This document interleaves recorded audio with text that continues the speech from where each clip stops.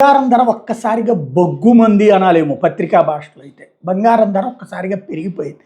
వాస్తవంగా లాస్ట్ మంత్లో 1,43,000 దాకా పడిపోయింది. 100 ఇది 10 గ్రాములు వచ్చేటప్పటికి, అంటే 100 గ్రాములు వస్తే 14,30,000 దాకా పడిపోయింది. ఇప్పుడు ఒక్కసారిగా 15,20,000కి వెళ్ళింది.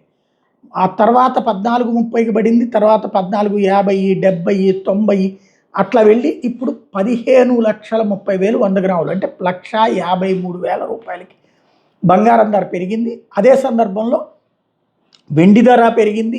ఏది నేను చెప్పింది 24 క్యారెట్లు, 22 క్యారెట్లు కూడా ఇప్పుడు 1,37,000 దగ్గరికి చేరిపోయింది. అదే సందర్భంలో వెండి 2,37,000కి వెళ్ళింది. మొన్న 2,11,000, 2,12,000 దాకా పడిపోయింది, కాస్త మళ్ళీ 2,37,000 దాకా పెరిగింది. క్రమంగా మళ్ళీ బంగారం వెండి ధరలు పెరగడం ప్రారంభించినాయి.